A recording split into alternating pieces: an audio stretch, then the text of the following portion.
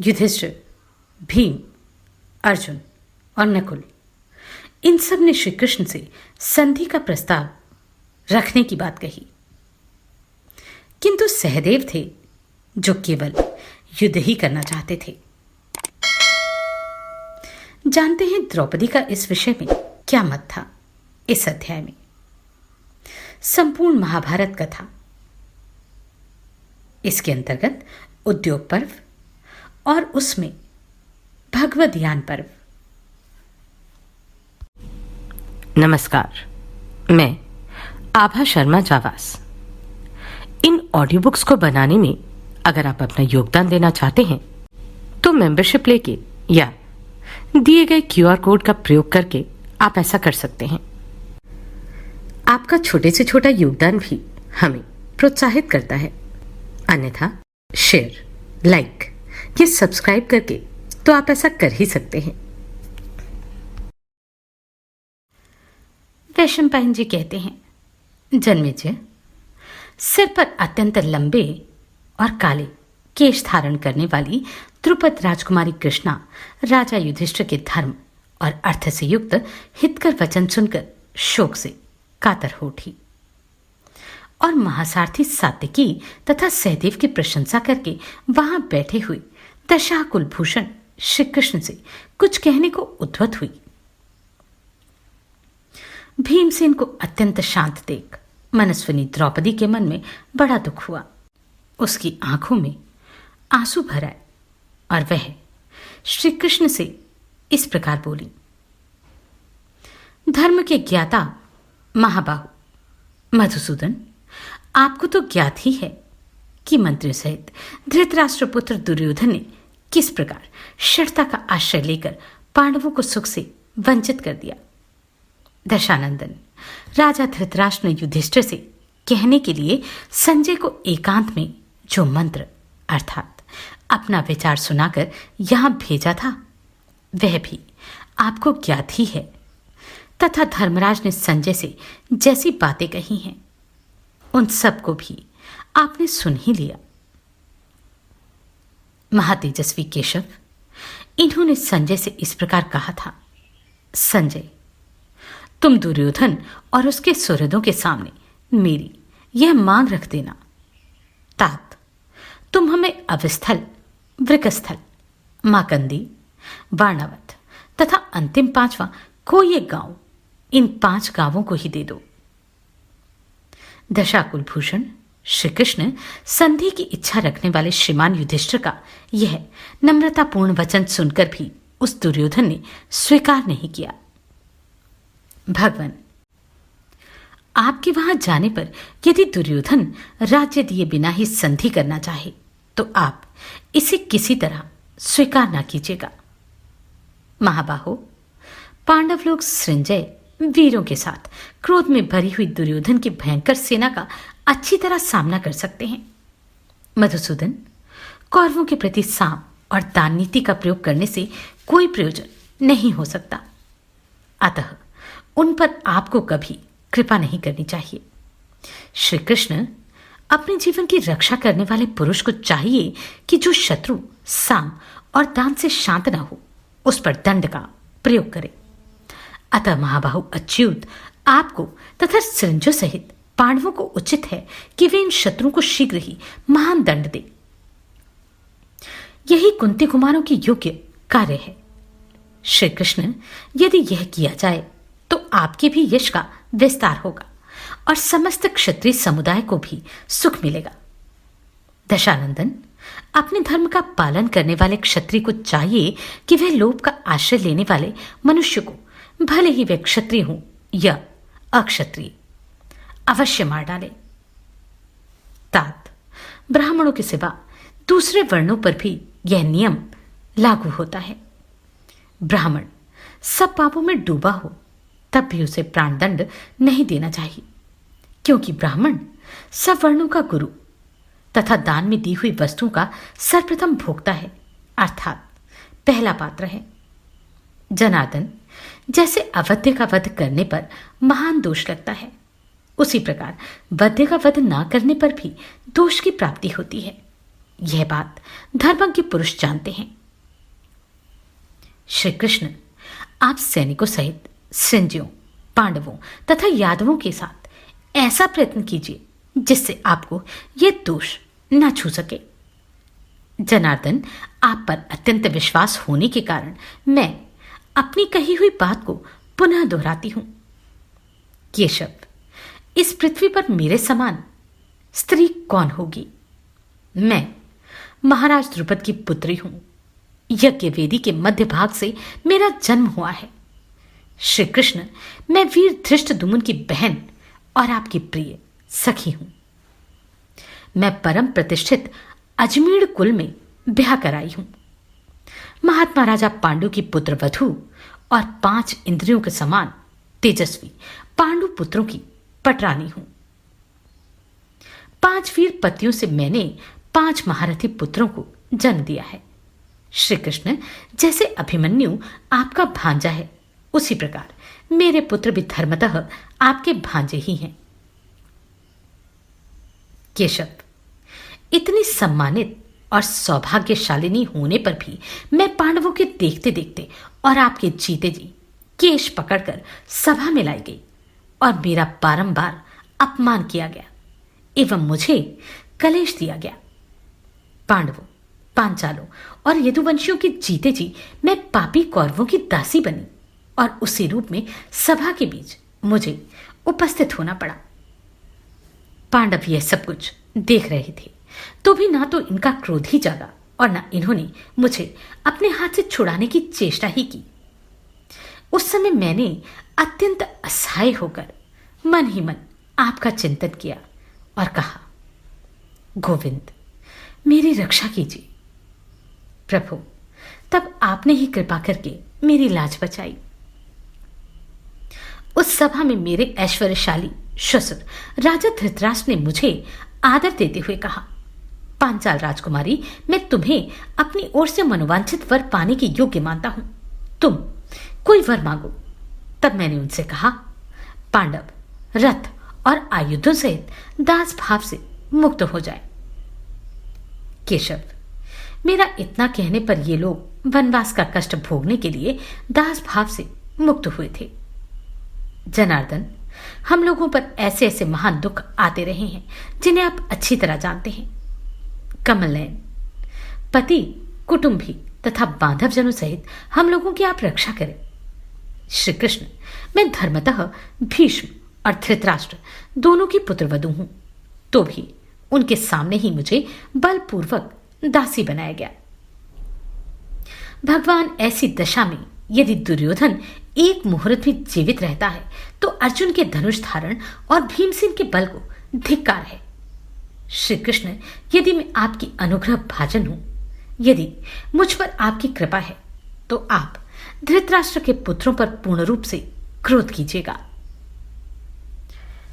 वैशंपायन जी कहते हैं, जन्मेजय ऐसा कहकर सुंदर अंगों वाली श्यामलोचना, कमल नयनी एवं गजगामिनी द्रुपद कुमारी कृष्णा अपने उन केशों को, जो देखने में अत्यंत सुंदर, घुंघराले, अत्यंत काले, एकत्र आबद्ध होने पर भी कोमल, सब प्रकार की सुगंधों से सुवासित, सभी शुभ लक्षणों से सुशोभित तथा विशाल सर्प के समान कांतिमान थे।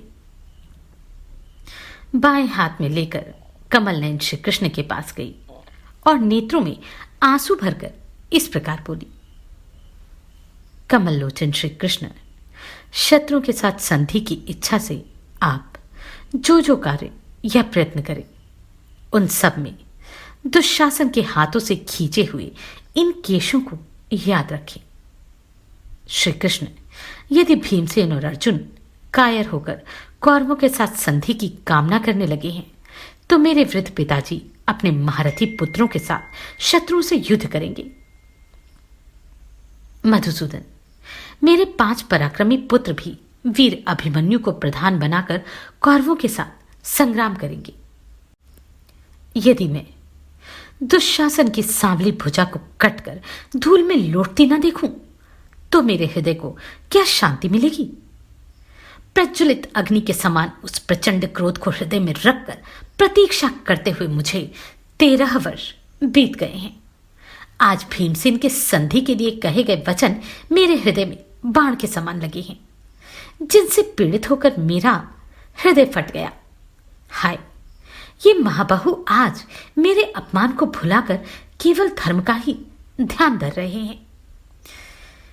इतना कहने के बाद बीन एवं विशाल नितंबों वाली विशाल लोचना द्रुपद कुमारी कृष्णा का कंठ आंसुओं से रुंध गया। वह कांपती हुई अश्रु गदगद वाणी में फूट फूट कर रोने लगी। उसके परस्पर सटे हुए स्तनों पर नेत्रों से गरम गरम आंसुओं की वर्षा होने लगी, मानो वह अपने भीतर की द्रवीभूत क्रोधाग्नि को ही उन बाष्प बिंदुओं के रूप में बिखेर रही हो। तब महाबाहु केशव ने उसे सांत्वना देते हुए कहा, कृष्ण, तुम शीघ्र ही भरतवंश की दूसरी स्त्रियों को भी इसी प्रकार रुद्न करते देखोगी। भामिनी, जिन पर तुम कुपित हुई हो, उन विपक्षियों की स्त्रियां भी अपने कुटुंबी, बंधु बांधव, मित्रवृंद तथा सेनाओं के मारे जाने पर इसी प्रकार रोएंगी। महाराज युधिष्ठिर की आज्ञा तथा विधाता के रचे हुए अदृष्ट से प्रेरित हो भीम, अर्जुन, नकुल और सहदेव को साथ लेकर मैं भी वही करूंगा जो तुम्हें अभिष्ट है। यदि काल के गाल में जाने वाले धृतराष्ट्र पुत्र मेरी बात नहीं सुनेंगे तो मारे जाकर धरती पर लौटेंगे और श्वानों अर्थात कुत्तों तथा सियारों के भोजन बन जाएंगे। हिमालय पर्वत अपनी जगह से टल जाए, पृथ्वी के सैकड़ों टुकड़े हो जाएं तथा नक्षत्रों सहित आकाश टूट पड़े, परंतु मेरी यह बात झूठी नहीं हो सकती। कृष्ण, अपने अश्रुओं को रोको। मैं तुमसे सच्ची प्रतिज्ञा करता हूं, तुम शीघ्र ही देखोगी कि सारे शत्रु मार डाले गए और तुम्हारे पति राजलक्ष्मी से संपन्न हुए। अर्जुन बोले, श्री कृष्ण, आजकल आप ही समस्त कौरवों के सर्वोत्तम सुहृद तथा दोनों पक्षों के नित्य प्रिय संबंधी हैं। केशव, पांडवों सहित धृतराष्ट्र पुत्रों का मंगल संपादन करना आपका कर्तव्य है। आप उभय पक्ष में संधि कराने की शक्ति भी रखते हैं।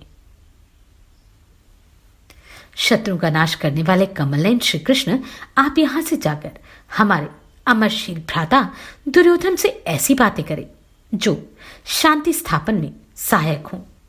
यदि वह मूर्ख आपकी कही हुई धर्म और अर्थ से युक्त संताप नाशक, कल्याणकारी एवं हितकर बातें नहीं मानेगा तो अवश्य ही उसे काल के गाल में जाना पड़ेगा।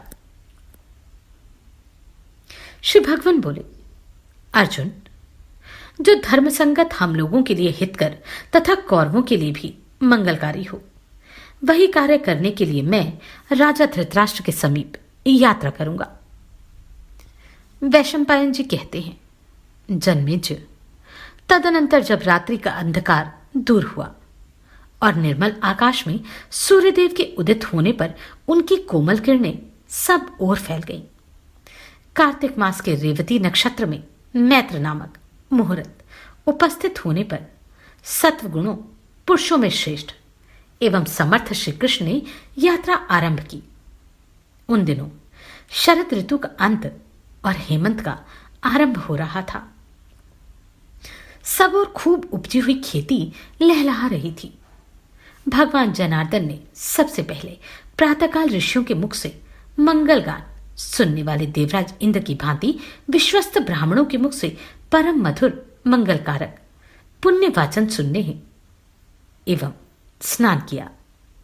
फिर उन्होंने पवित्र तथा वस्त्र भूषण से अलंकृत हो संध्या वंदन, सूर्योपस्थान एवं अग्निहोत्र आदि पूर्वान्न कृत्य संपन्न किए। इसके बाद बैल की पीठ छूकर ब्राह्मणों को नमस्कार किया और अग्नि की परिक्रमा करके अपने सामने प्रस्तुत की हुई कल्याणकारक वस्तुओं का दर्शन किया। तदनंतर पांडुनंदन युधिष्ठिर की बातों पर विचार करके जनार्दन ने अपने पास बैठे हुए शिनीपौत्र सातकी से इस प्रकार कहा, युयुधान, मेरे रथ पर शंख, चक्र, गदा, तुणीर, शक्ति तथा भ्रन्य इन सब प्रकार के अस्त्र शस्त्र लाकर रख दो। कोई अत्यंत बलवान क्यों ना हो, उससे अपने दुर्बल शत्रु को भी अवहेलना पूर्वक नहीं देखना चाहिए, उससे सतर्क रहना ही चाहिए। फिर दुर्योधन, कर्ण और शकुनी तो दुष्टात्मा ही हैं, उनसे तो सावधान रहने की अत्यंत आवश्यकता है। तब चक्र और गदा धारण करने वाले भगवान श्री कृष्ण के अभिप्राय को जानकर उनके आगे चलने वाले सेवक रथ जोतने के लिए दौड़ पड़े। उस समय प्रलयकालीन अग्नि के समान दीप्तिमान विमान के सदृश शीघ्रगामी तथा सूर्य और चंद्रमा के समान तेजस्वी दो गोलाकार चक्रों से सुशोभित था। अर्धचंद्र, चंद्र, मत्स्य, मृग, पक्षी, नाना प्रकार के पुष्प तथा सभी प्रकार के मणि रत्नों से चित्रित एवं जटित होने के कारण उसकी विचित्र शोभा हो रही थी। वह तरुण सूर्य के समान प्रकाशमान, विशाल तथा देखने में मनोहर था। उसके सभी भागों में मणि एवं सुवर्ण जड़े हुए थे। उस रथ की ध्वजा बहुत ही सुंदर थी और उस पर उत्तम पताका फहरा रही थी। उसमें सब प्रकार की आवश्यक सामग्री सुंदर ढंग से रखी गई थी। उस पर व्याघ्रचर्म का आवरण अर्थात पर्दा शोभा पाता था। वह रथ शत्रुओं के लिए दुर्धर्ष तथा उनके सुयश का नाश करने वाला था। साथ ही उससे यदुवंशियों के आनंद की वृद्धि होती थी। श्री कृष्ण के सेवकों ने शैब्य, सुग्रीव, मेघपुष्प तथा बलाहक नामक चारों घोड़ों को नहला धुलाकर सब प्रकार के बहुमूल्य आभूषणों द्वारा सुसज्जित करके उस रथ में जोत दिया। इस प्रकार वह रथ श्री कृष्ण की महत्ता को और भी अधिक बढ़ाता हुआ गरुड़ चिन्हित ध्वज से संयुक्त हो बड़ी शोभा पा रहा था। चलते समय उसके पहियों से गंभीर ध्वनि होने लगती थी। मेरु पर्वत के शिखरों की भांति सुनहरी प्रभा से सुशोभित तथा मेघ और दुदुम्भियों के समान गंभीर नाद करने वाले उस रथ पर जो इच्छानुसार चलने वाले विमान के समान प्रतीत होता था, भगवान श्री कृष्ण आरूढ़ हुए। तदनंतर सातकी को भी उसी रथ पर बैठाकर पुरुषोत्तम श्री कृष्ण ने रथ की गंभीर ध्वनि से पृथ्वी और आकाश को गुंजाते हुए वहां से प्रस्थान किया। तत्पश्चात उस समय क्षण भर में ही आकाश में घिरे हुए बादल छिन्न भिन्न हो अदृश्य हो गए। शीतल सुखद एवं अनुकूल वायु चलने लगी तथा धूल का उड़ना बंद हो गया। वसुदेव नंदन श्री कृष्ण की उस यात्रा के समय मंगल सूचक मृग और पक्षी उनके दाहिने तथा अनुकूल दिशा में जाते हुए उनका अनुसरण करने लगे। सारस, शतपत्र तथा हंस पक्षी सब ओर से मंगल सूचक शब्द करते हुए मधुसूदन श्री कृष्ण के पीछे पीछे जाने लगे। मंत्र पाठ पूर्वक दी जाने वाली आहुतियों से युक्त बड़े बड़े होम यज्ञों द्वारा हविष्य पाकर अग्निदेव प्रदक्षिणा क्रम से उठने वाली लपटों के साथ प्रज्वलित हो धूम रहित हो गए। वशिष्ठ, वामदेव, भूरिदुम्न, गय, कृत, शुक्र, नारद, वाल्मीकि, मरुत, कुशिक तथा भृगु आदि देवऋषियों तथा ब्रह्मऋषियों ने एक साथ आकर यदुलोक को सुख देने वाले इंद्र के छोटे भाई श्री कृष्ण की दक्षिणाव्रत परिक्रमा की। इस प्रकार इन महाभाग महर्षियों तथा साधु महात्माओं से सम्मानित हो श्री कृष्ण ने कुरुकुल की राजधानी हस्तिनापुर की ओर प्रस्थान किया। क्षत्रिय शिरोमणि श्री कृष्ण के जाते समय उन्हें पहुंचाने के लिए कुंतीपुत्र युधिष्ठिर उनके पीछे पीछे चले। साथ ही भीमसेन, अर्जुन, माद्री के दोनों पुत्र पांडुकुमार नकुल सहदेव, पराक्रमी चेकितान, चेदिराज, दृष्टकेतु, द्रुपद, काशीराज, महारथी शिखंडी, दृष्टद्युम्न, पुत्रों और केकयों सहित राजा विराट, ये सभी क्षत्रिय अभिष्ट कार्य की सिद्धि एवं शिष्टाचार का पालन करने के लिए उनके पीछे गए। इस प्रकार गोविंद के पीछे कुछ दूर जाकर तेजस्वी धर्मराज युधिष्ठिर ने राजाओं के समीप उनसे कुछ कहने का विचार किया, जो कभी कामना से, भय से, लोभ से अथवा अन्य किसी प्रयोजन के कारण भी अन्याय का अनुसरण नहीं कर सकते, जिनकी बुद्धि स्थिर है, जो लोभ रहित, धर्मज्ञ, धैर्यवान, विद्वान तथा संपूर्ण भूतों के भीतर विराजमान है। वे भगवान केशव, देवताओं के भी देवता, सनातन परमेश्वर तथा समस्त प्राणियों के ईश्वर हैं। उन्हीं सर्वगुण संपन्न श्री वत्स चिन्ह से विभूषित भगवान श्री कृष्ण को हृदय से लगाकर कुंती कुमार युधिष्ठिर ने निम्नांकित संदेश देना आरंभ किया।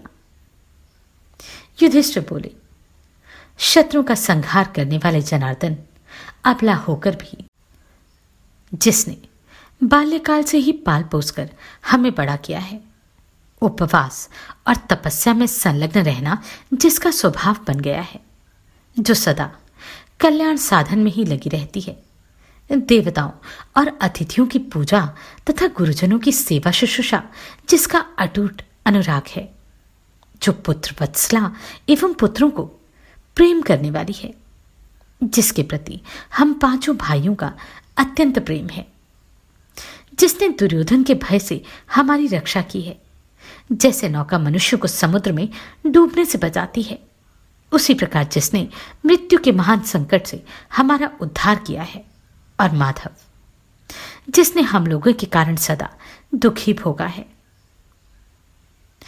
उस दुख ना भोगने के योग्य हमारी माता कुंती से मिलकर आप उसका कुशल समाचार अवश्य पूछें। आप हम पांडवों का समाचार बताते हुए हमारी मां से मिलिएगा और प्रणाम करके पुत्र शोक से पीड़ित हुई उस देवी को बहुत बहुत आश्वासन दीजिएगा। शत्रुदमन, उसने विवाह करने से लेकर ही अपने ससुर के घर में आकर नाना प्रकार के दुख और कष्ट ही देखे तथा अनुभव किए हैं, और इस समय भी वह वहां कष्ट ही भोगती है। शत्रुनाशक श्री कृष्ण, क्या कभी वह समय भी आएगा जब हमारे सब दुख दूर हो जाएंगे और हम लोग दुख में पड़ी हुई अपनी माता को सुख दे सकेंगे? जब हम वन को जा रहे थे उस समय पुत्र स्नेह से व्याकुल हो वह कातर भाव से रोती हुई हमारे पीछे पीछे दौड़ी आ रही थी, परंतु हम लोग उसे वहीं छोड़कर वन में चले आए। आर्त देश के सम्मानित वीर केशव, यह निश्चित नहीं है कि मनुष्य दुखों से घबराकर मर ही जाता हो, इसलिए कदाचित वह जीवित हो तो भी पुत्रों की चिंता से अत्यंत पीड़ित हो रही होगी।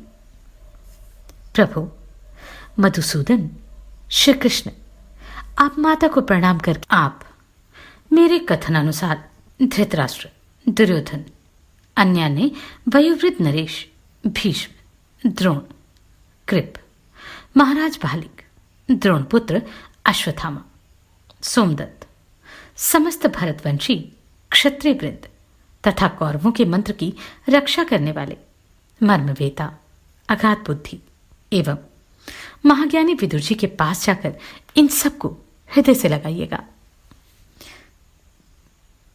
राजाओं के बीच में भगवान श्री कृष्ण से ऐसा कहकर राजा युधिष्ठिर ने उनकी परिक्रमा करके आज्ञा ले लौटना उचित समझा। परंतु अर्जुन ने पीछे पीछे जाते हुए ही शत्रु वीरों का संहार करने वाले अपराजित नरश्रेष्ठ अपने सखा दशरथ कुलनंदन श्री कृष्ण से कहा, गोविंद, पहले जब हम लोगों में गुप्त मंत्रणा हुई थी उस समय एक निश्चित सिद्धांत पर पहुंचकर हमने आधा राज्य लेकर ही संधि करने का निर्णय किया था। इस बात को सभी राजा जानते हैं। महाबाहो, यदि दुर्योधन लोभ छोड़कर अनादर न करके सत्कार पूर्वक हमें आधा राज्य लौटा दे तो मेरा प्रिय कार्य संपन्न हो जाए तथा समस्त कौरव महान भय से छुटकारा पा जाएं। जनार्दन, यदि समुचित उपाय को न जानने वाला धृतराष्ट्र पुत्र दुर्योधन इसके विपरीत आचरण करेगा तो मैं निश्चय ही उसके पक्ष में आए हुए समस्त क्षत्रियों का संहार कर डालूंगा। वैशंपायन जी कहते हैं, जन्मेजय, पांडुनंदन अर्जुन के ऐसा कहने पर पांडव भीमसेन को बड़ा हर्ष हुआ। वे क्रोधवश बारंबार कांपने लगे। कांपते कांपते ही कुंती कुमार भीमसेन बड़े जोर जोर से सिंहनाद करने लगे। अर्जुन की पूर्वोक्त बातें सुनकर उनका हृदय अत्यंत हर्ष और उत्साह से भर गया। उनका वे सिंहनाद सुनकर समस्त धनुर्धर भय के मारे थर थर कांपने लगे। उनके सभी वाहनों ने मलमूत्र त्याग कर दिया। इस प्रकार श्री कृष्ण से वार्तालाप करके उन्हें अपना निश्चय पता गले मिलकर अर्जुन श्री कृष्ण से आज्ञा ले लौट आए। उन सब राजाओं के लौट जाने पर शैब्य और सुग्रीव आदि से युक्त रथ पर चलने वाले जनार्दन श्री कृष्ण बड़े हर्ष के साथ तीव्र गति से आगे बढ़ने लगे। दारुक के हाँकने पर भगवान वासुदेव के वे अश्व इतने वेग से चलने लगे मानो समस्त मार्ग को पी रहे हों और आकाश को ग्रस लेना चाहते हों। तदनंतर महाबाहु श्री कृष्ण ने मार्ग में कुछ महर्षियों को उपस्थित देखा, जो रास्ते के दोनों ओर खड़े थे और ब्रह्मतेज से प्रकाशित हो रहे थे। तब भगवान श्री कृष्ण तुरंत ही रथ से उतर पड़े और पूर्वोक्त रूप से खड़े हुए उन समस्त महर्षियों को प्रणाम करके उनका समादर करते हुए बोले, महात्माओं, संपूर्ण लोकों में कुशल तो है ना? क्या धर्म का अच्छी तरह अनुष्ठान हो रहा है? क्षत्रिय आदि तीनों वर्ण ब्राह्मणों की आज्ञा के अधीन रहते हैं ना? क्या पितरों, देवताओं और अतिथियों की पूजा भली भांति संपन्न हो रही है? तत्पश्चात उन महर्षियों की पूजा करके भगवान मधुसूदन ने फिर उनसे पूछा, महात्माओं, आपने कहां सिद्धि प्राप्त की है? आप लोगों का यहां कौन सा मार्ग है अथवा आप लोगों का क्या कार्य है? भगवान, मैं आप लोगों की क्या सेवा करूं? किस प्रयोजन से आप लोग इस भूतल पर पधारे हैं? श्री कृष्ण के ऐसा कहने पर कठोर व्रत धारण करने वाले नारद आदि सब महर्षि उनका अभिनंदन करने लगे। नारद जी के अतिरिक्त जो महर्षि वहां उपस्थित थे, उनके नाम इस प्रकार हैं: अधशिरा, सर्पमाली, महर्षि देवल, अर्वावसु, सुजानु, मैत्रेय, शुनक, बलि, दल्भपुत्र वक, स्थूलशिरा, पराशर नंदन श्री कृष्ण द्वैपायन, आयुधौम्य, धौम्य, अणिमांडव्य, कौशिक, दमोश्री, त्रिश्वर्ण, पर्णात, घटजानु, मौंजाय, वायुभक्ष, पराशर्य, शालिक, शीलवान, अश्नि, धाता, शून्यपाल, अकृतवर्ण, श्वेतकेतु, कहोल एवं महातपस्वी परशुराम। उस समय देवराज तथा दैत्यराज के भी सखा जमदग्नि नंदन परशुराम ने मधुसूदन श्री कृष्ण के पास जाकर उन्हें हृदय से लगाया और इस प्रकार कहा, महामते केशव, जिन्होंने पुरातन देवासुर संग्राम को भी अपनी आंखों से देखा है, वे पुण्यात्मा देवऋषिगण, अनेक शास्त्रों के विद्वान ब्रह्म ऋषिगण तथा आपका सम्मान करने वाले तपस्वी राजश्रीगण संपूर्ण दिशाओं से एकत्र हुए भूमंडल के क्षत्रिय नरेशों को, सभा में बैठे हुए भूपालों को तथा सत्य स्वरूप आप भगवान जनार्दन को देखना चाहते हैं। इस परम दर्शनीय वस्तु का दर्शन करने के लिए ही हम हस्तिनापुर में चल रहे हैं। शत्रु को संताप देने वाले माधव वहां कौरव तथा अन्य राजाओं की मंडली में आपके द्वारा कही जाने वाली धर्म और अर्थ से युक्त बातों को हम सुनना चाहते हैं। यदुकुल सिंह वहां कौरव सभा में भीष्म, द्रोण आदि प्रमुख व्यक्ति, परम बुद्धिमान विदुर तथा आप पधारेंगे। गोविंद, माधव, उस सभा में आपके तथा भीष्म आदि के मुख से जो दिव्य सत्य एवं हितकर वचन प्रकट होंगे, उन सबको हम लोग सुनना चाहते हैं। महाबाहो, अब हम लोग आपसे पूछकर विदा ले रहे हैं, पुनः आपका दर्शन करेंगे। वीर, आपकी यात्रा निर्विघ्न हो। जब सभा में पधार कर आप दिव्य आसन पर बैठे होंगे, उसी समय बल और तेज से संपन्न आपके श्रीअंगों का हम पुनः दर्शन करेंगे। कितनी अद्भुत बात है। इन ऋषियों के विषय में हम उपनिषदों में भी सुनते हैं, और ये सभी ऋषि श्री कृष्ण, विदुर और भीष्म के मुख से निकलने वाले वचनों को सुनने के लिए कौरव की सभा में पधारने वाले थे। जाने आगे क्या हुआ अगले अध्याय में। आप सभी को कोटि कोटि साधुवाद। आपने इन वीडियोस को इतना प्रेम दिया।